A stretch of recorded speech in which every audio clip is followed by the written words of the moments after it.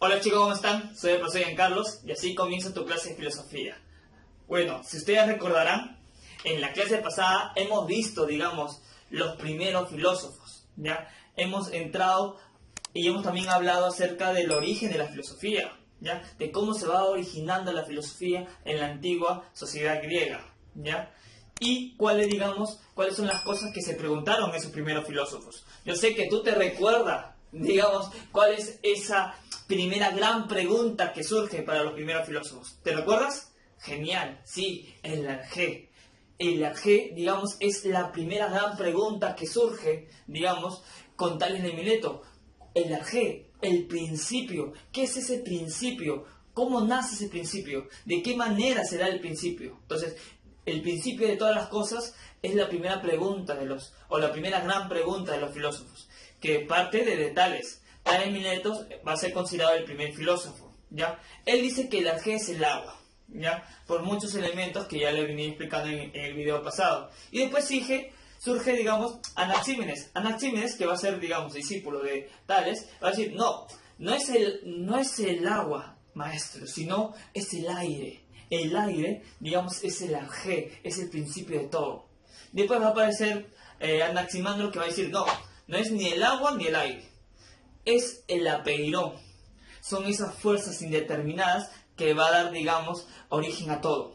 Entonces, esos primeros tres filósofos que hemos visto en la clase pasada van a ser conocidos también como presocráticos. Sí, también van a ser conocidos como presocráticos porque, si tú bien recuerdas, Sócrates, genial, Sócrates va a ser, digamos, el iniciador de la filosofía clásica, ¿ya? Porque con Sócrates la filosofía se hace mucho más racional, ¿ya? Se hace mucho más racional. En cambio, con estos, digamos, filósofos naturalistas, también conocidos como filósofos presocráticos, mucha de su filosofía va a estar mezclada también con algo de mitos, ¿ya? Muchos mitos va a haber, digamos, en su filosofía. Es por eso que Sócrates va a iniciar la filosofía clásica e inicia también la filosofía mucho más racional. Por eso lo van a llamar presocráticos, ¿ya? Antes de Sócrates, ¿ya, chicos? Ahora vamos a ver, digamos, otros filósofos considerados también presocráticos. Parménides y Heráclito, ¿ya? Parménides y Heráclito. Vamos a hablar un poco de estos dos filósofos, pero la particularidad de estos filósofos es que van a iniciar el primer gran debate filosófico. Sí, la particularidad de estos filósofos es que van a iniciar un primer gran debate filosófico. ¿Acaso no lo viste venir? Debate que para muchos filósofos surge o se da hasta el día de hoy. Sí, un debate que hasta el día de hoy, digamos, sigue, digamos, trayendo coyuntura, trayendo muchas, digamos, discusiones en el campo académico de la filosofía. Ah, caray, eso sí me interesa. Entonces, profesor, ¿este gran debate se dio en la realidad? No, en realidad ni Parménides ni Heráclito debatieron cara a cara, no lo hicieron, pero digamos es un debate simbólico. ¿Por qué es un debate simbólico? Es un debate simbólico porque, digamos, ellos, a partir de las propuestas que lanzaron, digamos, tuvieron ideas muy contradictorias, ¿ya? Muy contradictorias. Entonces, pero aparte de eso, es que también hablaron sobre el mismo tema, acerca del ser, ¿ya? Hablaron acerca del ser, ¿ya, chicos? Entonces, vamos a iniciar, digamos, esta segunda clase de filosofía con el primer debate filosófico entre Parménides y Heráclito. Ahora, bueno, vamos a iniciar con Parménides de Elea, que abarcó el 510 hasta el 470 a.C. ¿Ya, chicos? Parménides de Elea. ¿Por qué Elea, profesor? Porque ahí fue la ciudad, digamos, donde, digamos, Parménides inicia su pensamiento filosófico, ¿ya? En Elea. Por eso le llaman Parménides de Elea. Muy bien. Entonces, profesor, ¿cómo va surgiendo el pensamiento de Parménides? Bueno, Parménides va a querer contestar la primera gran premisa de los filósofos. ¿Y cuál es la primera gran premisa? También lo hablamos en la clase pasada. Nada surge de la nada. Sí, nada surge de la nada. No puedo argumentar nada ante esa lógica. Claro, es obvio, ¿no es cierto? De la nada no va a surgir nada. Por lo tanto, Parménides se va a plantear eso. Si nada surge de la nada, entonces, ¿cuál es ese elemento, cuál es ese arjé, digamos, que va a dar origen a todo? ¿O cuál es ese arjé que es eterno, que es duradero. Para Parménides va a ser el ser. ¿Ya? Sí, para Parménides va a ser el ser. Para Parménides, el ser, digamos, ese es ese elemento eterno. ¿Ya? Para Parménides el ser, ese es el elemento eterno. Pero para Parménides el ser es el todo. ¿Ya? Para Parménides el ser es el todo. ¿Ya? Acabo de poner todo. ¿Ya? Para Parménides el ser es el todo. ¿Ya? Para Parménides ser todo. Entonces Parménides va a decir algo muy lógico. Si el ser es todo, ¿qué hay después del todo? Pues después del todo no hay nada.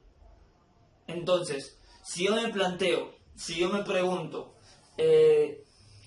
¿existe algo o más bien nada?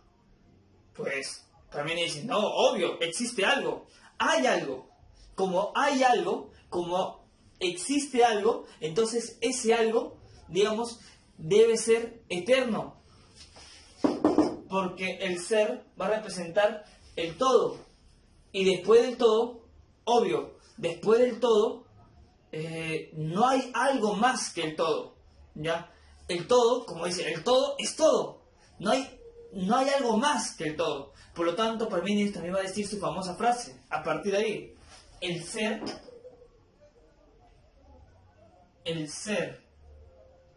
es, y el no ser no es. ¿Ya? El ser es y el no ser no es. Claro, todo lo que, digamos, representa el ser es algo. ¿Ya? Y el no ser no es nada. Porque de la nada no surge de la nada. Entonces, el ser es. Por lo tanto, el ser es eterno. Pero, digamos, su filósofo le decía, pero maestro, disculpa, pero si usted me dice que el ser es eterno, digamos, yo voy a morir, usted también. Esta naturaleza va a ir también cambiando, transformándose. ¿Por qué me dice que el ser es eterno si nosotros en un momento vamos a desaparecer? Hay destinos peores que la muerte.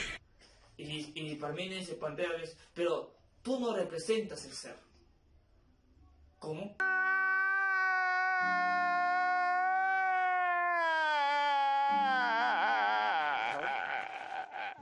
O sea, nosotros individuos no representamos el ser. El ser es todo y nosotros no somos todo. Somos una pequeña parte de ese todo. Por lo tanto, el hombre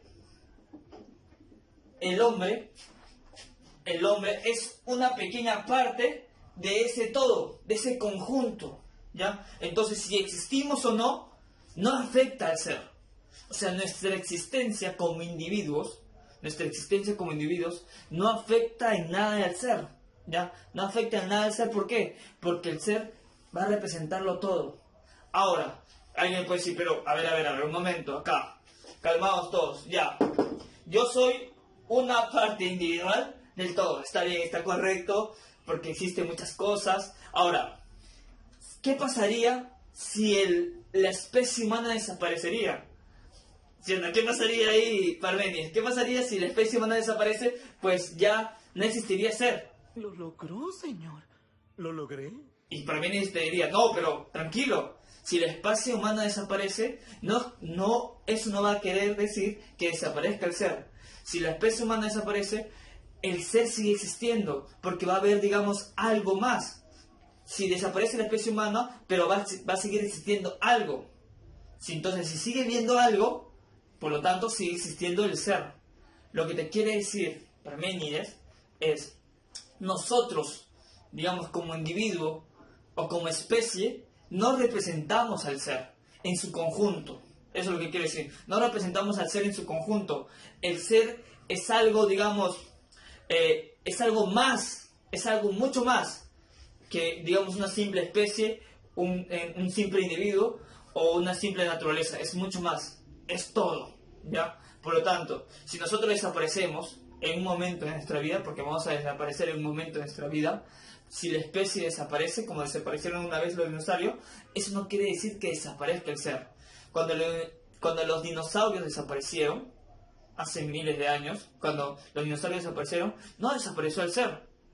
Los dinosaurios desaparecieron, pero está acá la especie humana, está acá otro tipo de especie, digamos, animal y otro tipo de especie, digamos, en torno a las plantas, pero no, digamos, no significó la desaparición del ser con la desaparición de los dinosaurios. Eso quiere, digamos, hacer llegar, digamos, Parménides, ¿ya? Parménides te dice, tranquilo, nosotros, el ser es el todo, y el ser es, y el no ser no es. Por lo tanto, ese ser que es, digamos, siempre está, siempre estuvo, ya, nunca va a desaparecer. Entonces Parménides va a decir, lo que es eterno, pero no solamente es eterno, es ingénito. ¿Por qué es ingénito? Porque no tiene nacimiento, siempre estuvo, pues, es ingénito, es imperecedero, o sea, siempre va a estar, ya, siempre va a estar. Ese es el ser para Parménides. Lo que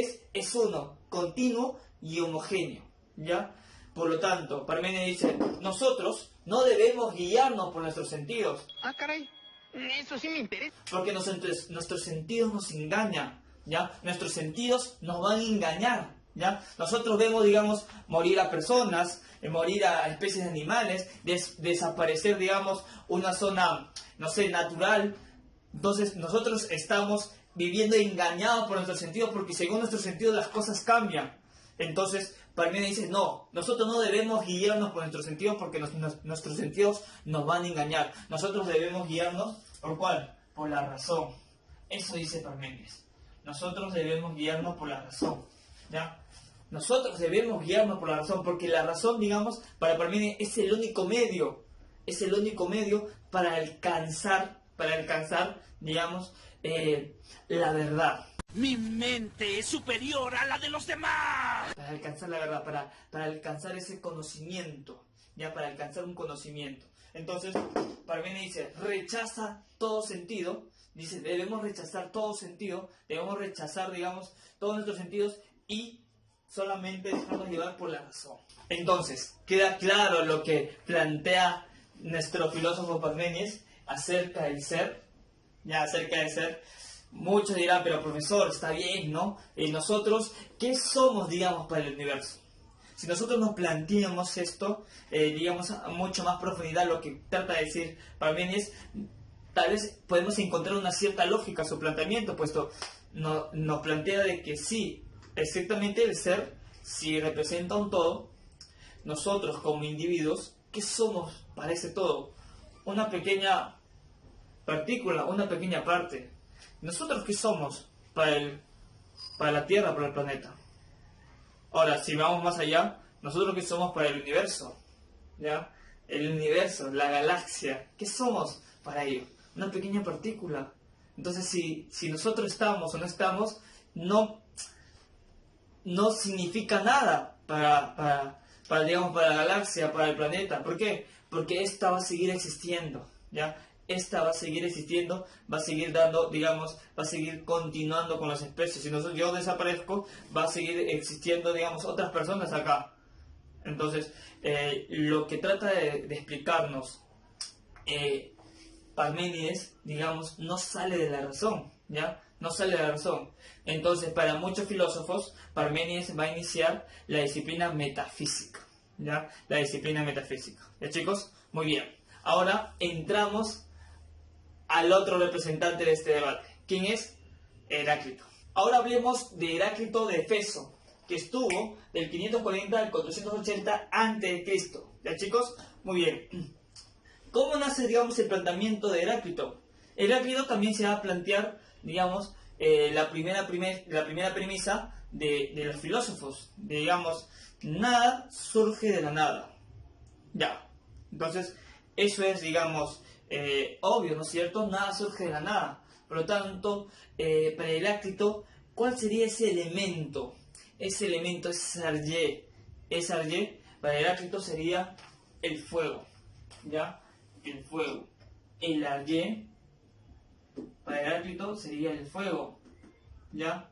Pero el fuego, digamos que representa la Y para Heráclito, el fuego es un elemento totalmente cambiante, ¿ya? Totalmente que hace cambiar a cosas, ¿ya? Porque con el fuego, si yo pongo madera en el fuego, lo convierto en cenizas.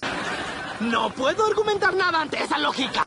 Si yo coloco a un hombre en el fuego, pues lo achicharro, ¿no? Se descompone. El fuego es el principal, la principal elemento que descompone, que varía, que transforma cualquier elemento, ¿ya? Que va a transformar cualquier elemento, ¿ya, chicos? Entonces, de ahí digamos que va a partir un poco ese pensamiento de Heráclito. Si el Aries sería el fuego, ese fuego candescente, por lo tanto, ese elemento que va a hacer que cambie lo demás, que cambie todo composición que pueda haber, digamos, en la naturaleza.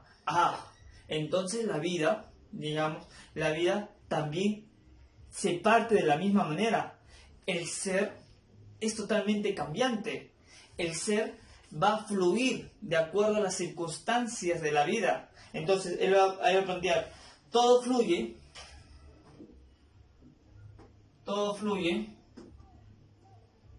acá todo fluye, nada permanece, ¿ya? Nada permanece. Mayormente conocido como Panta Rei, ¿ya? Panta Rei, ¿ya? Todo fluye, Panta Rei, ¿ya? Todo fluye, nada permanece. Digamos, eso va a ser la premisa básica de Heráclito. Bueno, según plantea Aristóteles, porque Aristóteles nos comenta que eso, digamos, es el planteamiento de Heráclito.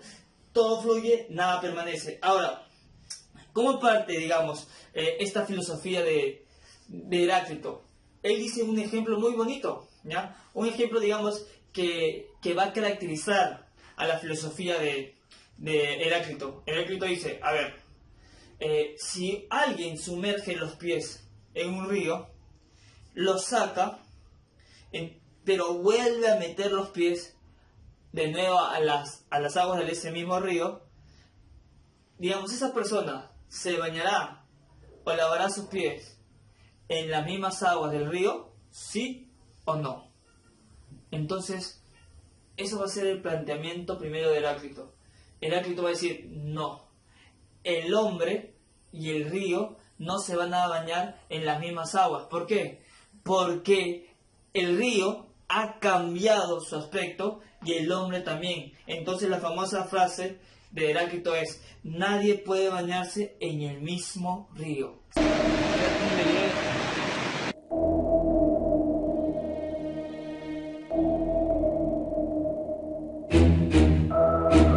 Sí, nadie puede bañarse en el mismo río. ¿Por qué? ¿Qué pasa con el río? ¿El río qué pasa?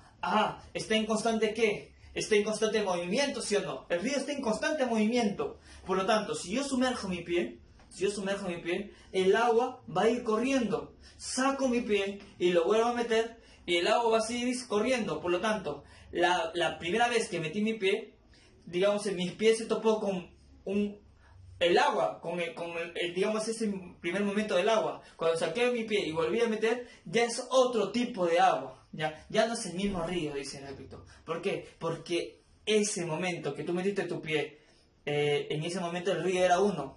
Era en ese momento uno. Pero cuando sacaste y volviste a meter, ya el río era otro. Ahora, todavía Heráclito va mucho más allá. No solamente es el río que cambia, ¿ya? Sino también tú. Al momento de introducir tu pie en un primer momento y al sacarlo y de nuevo volverlo a meter, ya eras otra persona, ya tenías, digamos, otra concepción, ya tenías otro elemento, digamos, ya tenías otras ideas en tu cabeza, entonces ya eras otro. Todo fluye, nada permanece. Nosotros estamos en constante cambio, dice Heráclito, ¿ya? Estamos cambiando en todos momentos. Tú, ahora mismo que estás escuchando este video, digamos, cuando salgas de ver este video, ya eres otra persona. Eso no me lo esperaba. Ya eres otro Fernando, otro Araceli, ya eres otra persona. ¿Por qué? Porque para Heráclito, digamos, las personas estamos cambiando constantemente. estamos fluyendo constantemente, ¿ya? Estamos fluyendo constantemente. Ahora, sus discípulos también se interrogaban mucho, también le preguntaban y le indagaban mucho a Heráclito, le decían, a ver maestro, ya está bien, nosotros cambiamos constantemente, estamos, digamos, teniendo nuevas experiencias, porque yo también de niño paso a joven, de joven paso a adulto, y de adulto paso a anciano, y después me muero. Entonces, estoy cambiando constantemente, y nada va a permanecer, claro, porque todo esto va a cambiar, todo esto, digamos, se va a ir transformando. Entonces, lo que usted dice, maestro, está correcto, pero, ¿qué pasaría si yo, todo el día, me paro en una piedra, o me siento en una piedra? ¿Qué pasaría si yo me siento todo el día en una piedra y no hago nada? Absolutamente nada. No hago nada. Entonces, ¿estaría cambiando, maestro? ¿Estaría yo, transformándome? ¿Estaría yo fluyendo de una u otra manera? Y Heráclito diría, hasta en ese momento en la cual no haces nada, también cambias. Sí, si todo el día tú estuvieras en una piedra, pensando o sin hacer nada, también ya cambiaste, porque esa experiencia, simplemente esa experiencia de estar sentado ahí observando la naturaleza, te cambia, te hace diferente, dice Heráclito. Entonces, todo en nosotros está cambiando constantemente. Todo en nosotros está cambiando constantemente, porque ya no somos los mismos que éramos hace un momento. Por lo tanto, para Heráclito no hay futuro. Ya no hay futuro, ¿por qué? Porque siempre estamos en el presente. Ya siempre estamos en el presente. Ahora, en este momento, soy, digamos, la persona que está dictando la clase, pero después soy otra persona. Después, esta es mi experiencia. Después de dictar la clase, me convierte a otro tipo de persona. Porque no solamente ha cambiado mi forma de pensar, sino también habrá cambiado algunas partículas, algunas moléculas que se van muriendo dentro de mi cuerpo, qué sé yo. Por lo tanto, para Heráclito, estamos en constante, digamos, cambio, estamos en un constante devenir, ¿ya? Estamos en un constante devenir. ¿Y qué es el devenir, profesor? El devenir es el cambio, ¿ya? El devenir es el cambio. Estamos en un constante devenir, según Heráclito. Entonces, Parménides nos planteaba que el ser es eterno, que el ser, digamos, nunca cambia, ya nunca cambia. Y es, digamos, no como el ser nunca cambia, en cambio, Heráclito no, todo fluye, nada permanece, Pantarrey, todo fluye. Existe un devenir, o sea, existe un cambio constante. Entonces, ya vas, digamos, tú desligando, digamos, ese debate, ya vas, digamos, tú mirando cómo se va enfrentando en torno a las ideas ya contrapuestas de estos dos filósofos. Entonces, por eso, digamos, para muchos este es el primer debate filosófico, ¿ya? Pero ahí no queda la idea de Heráclito. Heráclito también hablaba de una posición de contrarios, ¿ya? En una posición de contrarios, ¿ya? De contrarios. ¿Qué decía Heráclito? El mundo es contradictorio. ¿Por qué el mundo es contradictorio? Porque hay una posición de contrarios, ¿ya? Los contrarios se están enfrentando constantemente, ¿ya? Los contrarios se están enfrentando constantemente. Porque, ¿cómo que los contrarios se están enfrentando constantemente? Porque el mundo está lleno de contrarios. Por ejemplo, negro, blanco, enfermo, sano. ¿Te das cuenta? Maestro, alumno, bien, mal. Entonces va a haber contrarios, ya en el mundo está lleno de contrarios. ¿Qué pasaría si no existirían los enfermos? Eliminaríamos a todos los enfermos. ¿Qué pasaría? ¿Sería correcto llamar a una persona sana? No lo sé, tú dime. A ver, ¿sería correcto llamar a una persona sana si eliminaríamos a todos los enfermos? ¿O ya no existirían enfermos?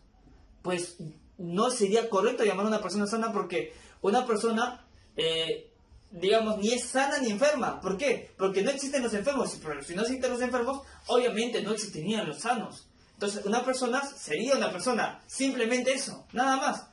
No lo calificaríamos ni sano ni enfermo. Pero nosotros ahora calificamos a esta persona está enferma porque tiene, digamos, este mal. A esta persona está sana porque, digamos, juega libremente y está, digamos, adecuadamente de salud. Lo podemos calificar de esta manera porque existen los dos, ¿ya? Porque existen los dos. Pero si eliminaríamos uno de ellos, no tendría ningún sentido de llamar o calificar a otra persona de otra manera. No sé si me entienden acá. Muy bien. Igualmente, digamos, maestro-alumno. Si desaparecerían los maestros, si no existieran los maestros, ¿sería adecuado llamar a alguien alumno o estudiante? Pues no sería, digamos, idóneo. No existirían tampoco los estudiantes. Si no existen maestros, obviamente que no existen estudiantes. Entonces, existen los dos porque los dos se encuentran ahí, ¿ya? Porque los dos están ahí, presentes, constantemente. Ahora, ese alumno puede pasar a maestro y maestro puede pasar a alumno. O sea, digamos, están en constante cambios. Igual, un enfermo a sano y sano a enfermo, así, y constantemente. Es por eso, Heráclito te decía, hay una posición de contrarios. Y esa posición de contrarios está en una lucha constante, ¿ya? Se encuentra en una lucha constante. Se encuentra en una lucha entre ellos, ¿ya? Se encuentra en una lucha entre ellos en la cual, digamos, hace que el hombre cambie, ¿ya? Cambie también, que también el hombre fluya, ¿ya? O sea, eso también, digamos, es parte del devenir que plantea Heráclito, ¿ya? Otra cosa que planteaba el Heráclito, que decía, el único real y factible es el cambio, ¿ya? El único real y factible es el cambio. Ese cambio es el único real y factible porque yo puedo observar. Por lo tanto, para Heráclito nos debemos guiar por los sentidos. Los sentidos, digamos, nos dan mucha información. Los sentidos es, digamos, los que nos informan, los que nos llenan, ¿ya? Los que nos llenan. Entonces, los sentidos nos va a ayudar a nosotros a, digamos, a obtener esa información, a observar detalladamente las cosas y darnos cuenta de cómo van surgiendo, de cómo, digamos, se van dando los elementos. Por lo tanto, vamos a recapitular un poco. Para Heráclito, Argé, fuego, porque es el elemento totalmente, digamos, cambiante, que hace que todos los elementos cambien o se transformen.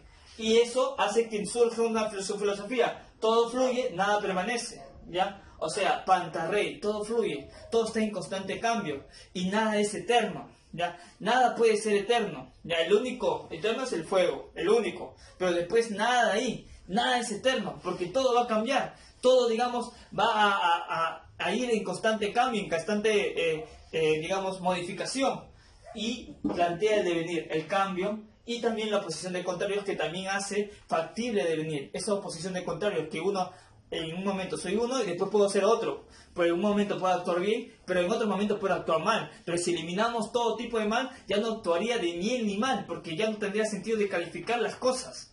No sé si te das cuenta hasta acá. Entonces, eso es el planteamiento de Heráclito. Es por eso que este debate surge, se da hasta el día de hoy con nuevos filósofos que están, digamos, van aceptando la teoría de uno o de otro, digamos, de Parménides o de Heráclito. ¿Ya, chicos? Muy bien. Ahora hablemos de los filósofos pluralistas. Sí, vamos a hablar de los filósofos pluralistas. Pero, profe, ¿quiénes son los filósofos pluralistas?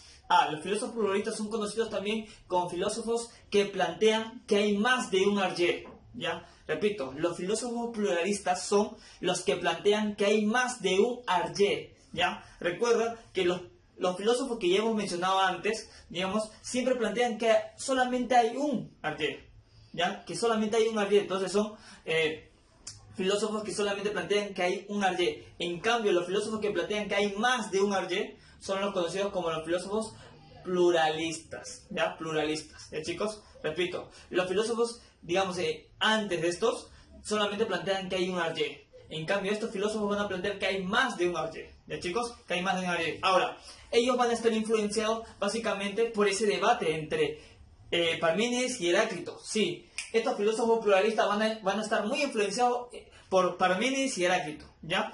Comencemos con el primero de ellos, Empédocles de Agriento, ¿ya? Empédocles de Agriento dice, bueno, en el debate entre Parménides y Heráclito, los dos tienen razón, en realidad, porque hay un ser, digamos, que siempre va a existir, que siempre está y que siempre estará, pero también las cosas cambian. Las cosas están cambiando constantemente. Yo veo que las cosas están cambiando constantemente. Por lo tanto, los dos tienen razón. Pero en una cosa en la cual se equivocan los dos, dice Empédocles, en una cosa en la cual se equivocan los dos es que, digamos, el error es pensar que existe un elemento que explique todo. Empédocles decía, no debemos fijarnos en un solo elemento. El error de ellos dos es que se están fijando que solamente existe un Arjen.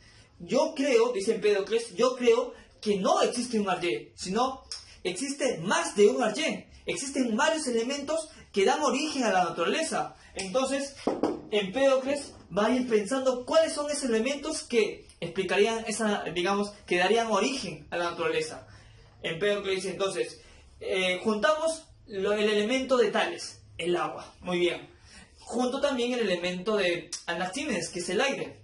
Junto también el elemento que es de Heráclito, que es el fuego. Y a este le agrego la tierra.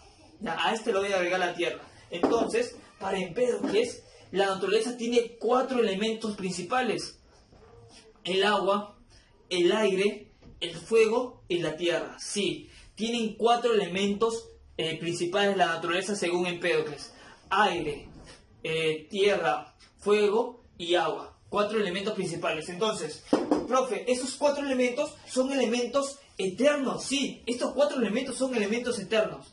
Estos 4 elementos siempre van a ser elementos eternos, pero estos elementos se juntan y se separan. Entonces, estos elementos son eternos, pero su fusión o separación hace que cambien las cosas. Sí, Empédocles dice, estos 4 elementos son eternos, ¿ya? Pero su fusión o separación hacen que las cosas cambien, ¿ya? Haces que las cosas cambien. Por lo tanto, dice Empédocles, todos nosotros, digamos, tenemos estos 4 elementos en nuestro ser. En realidad, toda la naturaleza tiene estos 4 elementos que están dentro de cada uno de nosotros. Ahora, su fusión, hace que las cosas cambien, pero también la separación hace que las cosas cambien. Entonces, si solamente un elemento de esos 4 se separa, o sea, se elimina, para nosotros significaría la muerte, dice Empédocles.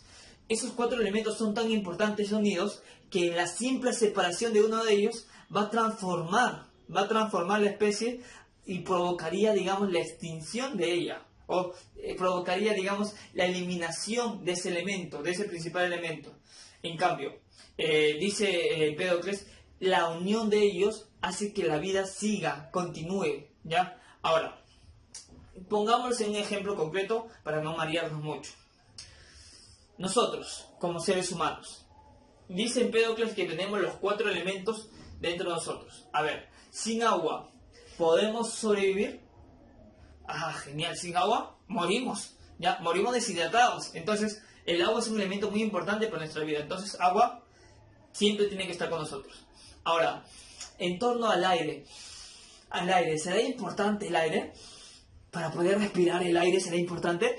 Claro que sí, el aire es muy importante, porque si no tendríamos el aire, no tendríamos oxígeno en nuestras narices. Por lo tanto, el aire también es un elemento muy importante. Entonces se queda con nosotros el aire. Entonces, el agua, el aire, un elemento muy importante para la vida. El fuego, ¿sería un importante elemento el fuego? Claro, porque si no, no coceríamos la carne, que provocaría cambio. Pero también el fuego es muy importante porque nosotros tenemos que mantener una cierta temperatura. Sí, tenemos que tener una cierta temperatura, porque si nosotros, estamos desprotegidos o nuestra temperatura varía, drásticamente, ya sea, en una temperatura muy caliente o una temperatura, bajo cero, también nos moriríamos, nos afectaría, nos cambiaríamos demasiado. Entonces, el fuego es muy importante en torno relacionado a la temperatura. La tierra, claro, la tierra es muy importante porque si no, no tenemos sostén, no tenemos en un lugar, donde pisar, donde caminar, donde sostenernos. La tierra también es un elemento muy importante, porque sin la tierra no tendríamos ese sostén necesario para poder realizar nuestras actividades. Por lo tanto, ¿los 4 elementos son importantes? Claro que sí, los 4 elementos son muy importantes. Entonces, Empédocles tenía mucha razón en decir, estos 4 elementos al unirse, digamos, va a cambiar, pero al separarse también. Pero al separarse provoca tal cambio que puede provocar nuestra extinción, ¿ya? Que puede provocar nuestra extinción. Entonces, Empédocles, con sus cuatro elementos, llega a esa conclusión, ¿ya? Llega a esa conclusión. Estos cuatro elementos, digamos, al unirse, al estar juntos, digamos, pueden, digamos, tener una cierta relación, o la existencia puede estar, digamos, todavía continuando. En cambio, si se separa una de ellas, provocaría un real cambio, o sea, un cambio drástico, ¿ya? Un cambio drástico hasta la desaparición. Ahora, Empédocles dice, el amor une y el odio separa. Empédocles creía que el amor hacía que estos cuatro elementos se unieran.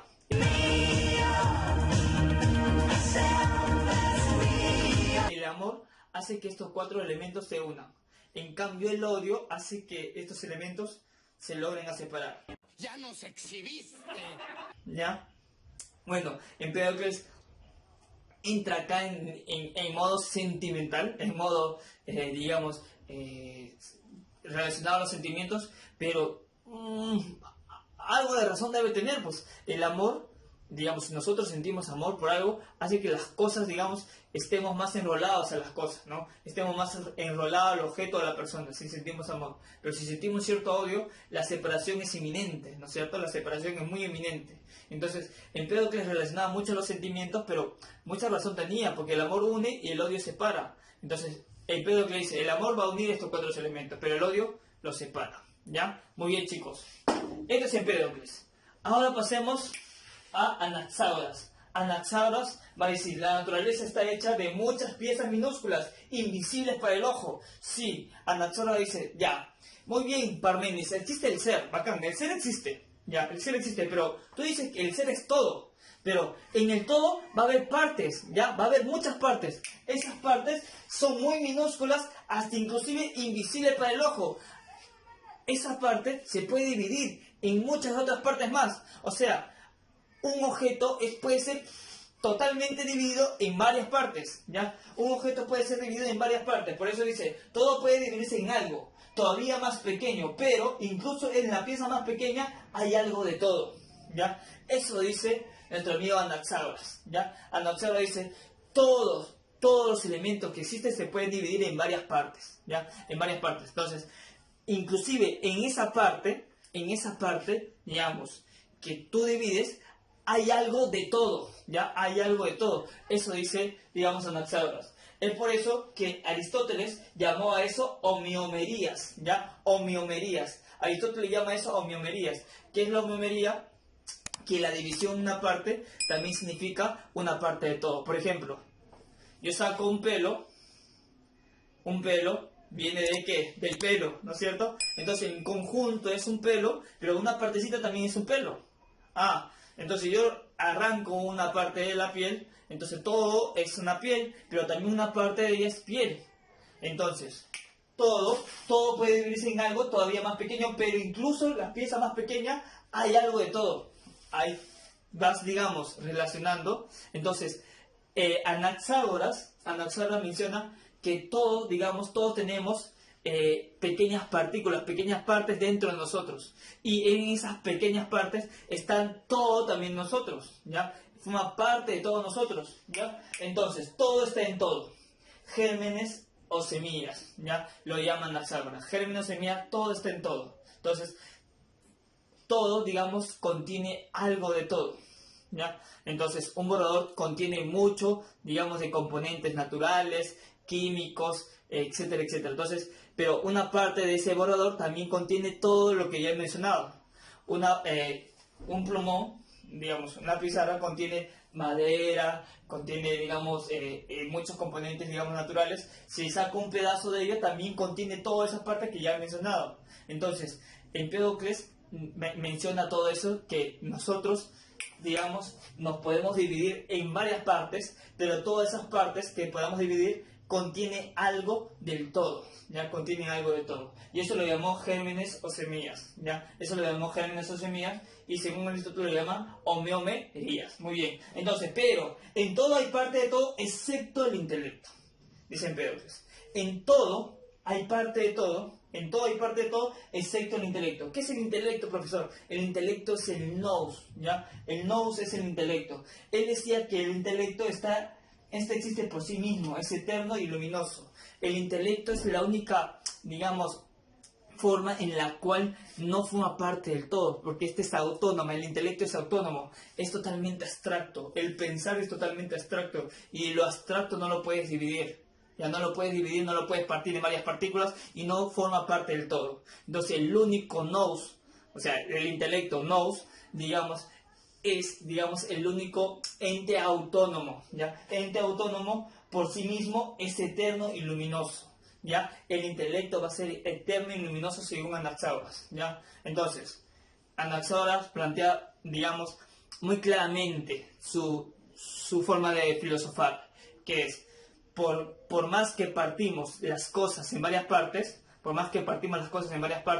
siempre esa parte va a representar algo del todo, ¿ya? Va a representar algo de todo, ¿de chicos? Entonces, pero el único que no forma parte de ese todo es el intelecto, porque el intelecto es autónomo por sí mismo, eterno y luminoso, ¿ya? Eterno y luminoso, el intelecto o el nous, ¿ya? Muy bien, genial, hasta acá estamos ok, ¿no es cierto? Muy bien, entonces Demócrito, digamos, va a plantear, el ser existe en unidades infinitas de partículas.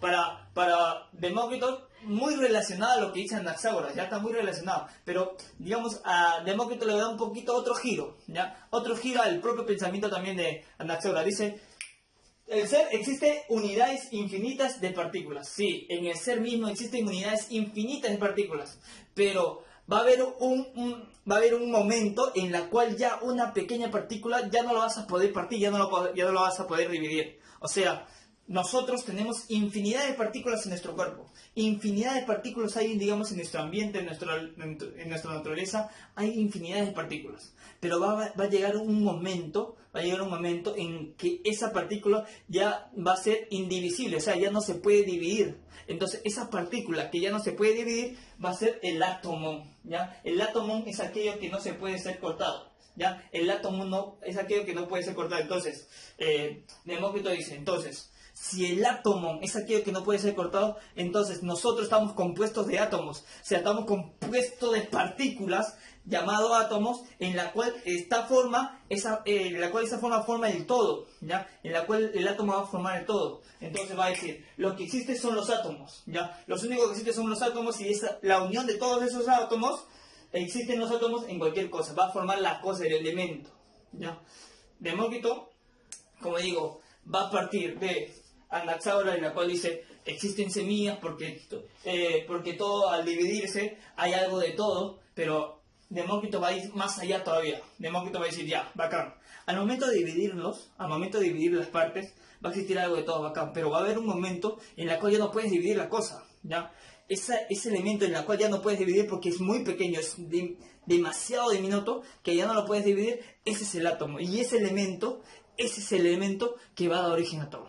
Ese es el elemento que hay en todo, ¿ya? Que está en todos, ¿ya? Entonces los átomos, para Demócrito, es el elemento que forma el todo, ¿ya? Que va a formar el todo y que está en cualquier cosa, ¿ya? Y que va a estar en cualquier cosa, ¿ya, chicos? Entonces, estos son los principales filósofos pluralistas, ¿ya? Esos son los principales filósofos pluralistas, ¿ya, chicos? Entonces, Empédocles, Anaxágoras y Demócrito, ¿ya?